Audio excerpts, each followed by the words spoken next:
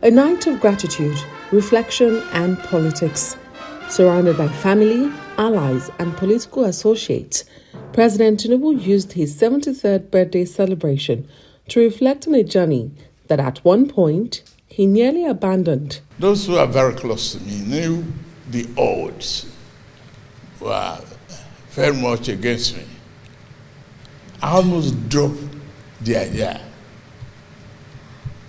of running. That determination, he says, saw him defy political opposition and a cash crunch crisis that defined the 2023 election. One of them woke up to my living room at about 3:30 in the morning during the campaign. I said, he needed only 50,000 to take to our uncle because they have no foodstuff. And you see there, the currency is gone because of you. No currency to cash.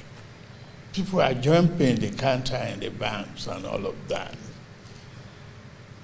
Your uncle is wealthy and has no 10,000. What are you running for? I said, for president. I'm not running for my uncle. I'm not running for me. For president. He said, okay, give me 50,000. I gave him, I can never forget.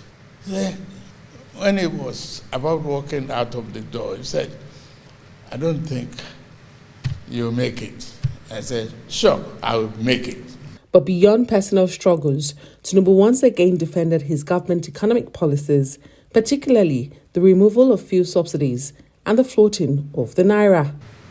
The hallmark of a great leader is the ability to decide to do what you have to do at the time it also be done. That was the day I said the subsidy is gone.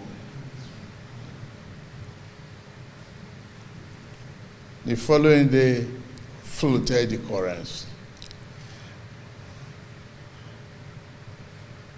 I was handed and abused, thoroughly criticized in the paper.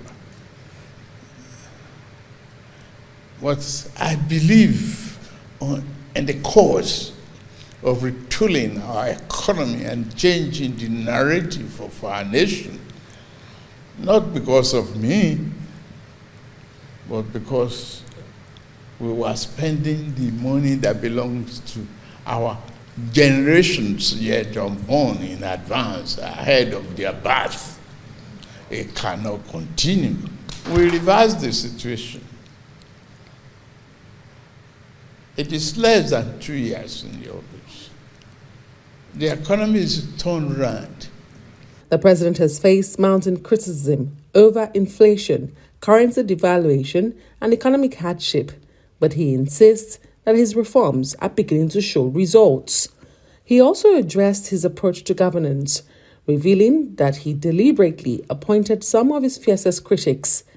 When I picked him, it was tough.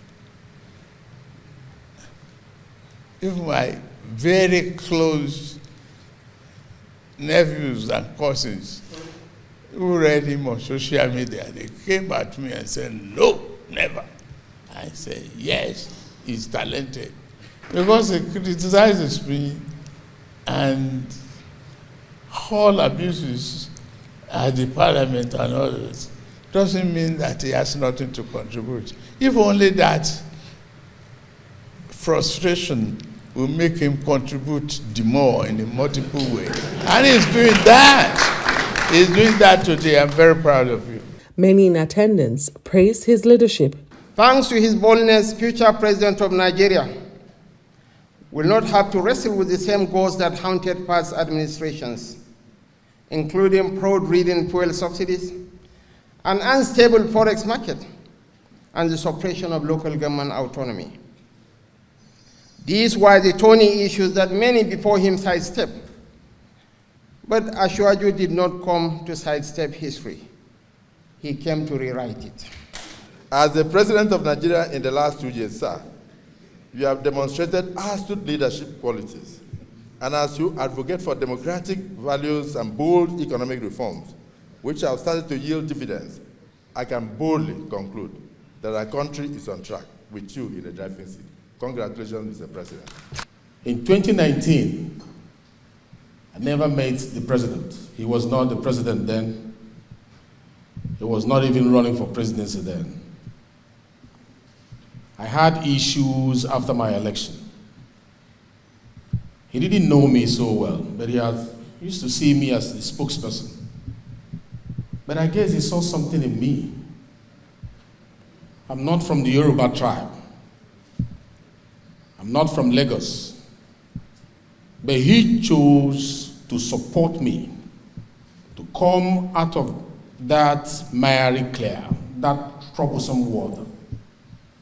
And I survived it in 2019. Close associates, including a childhood friend, also eulogized the president. You mystify me with your capacity to design a way out of a problem. And each time I see you do this, I smile. And I look at the history books and I see that people like you come rarely in a lifetime. The inspiration given to my brother by Allah is such that he has to save this country. He has to. And we need all your help. He really has to save this country. And he's doing that right now. Tinubu, who describes the night as one of gratitude, paid tributes to his wife, acknowledging her sacrifices and support for his presidency. As the night drew to a close, the president promised to work harder, saying the goal remains a Nigeria that is stable, secure, and prosperous. Adesoa Omoruan, Arise News.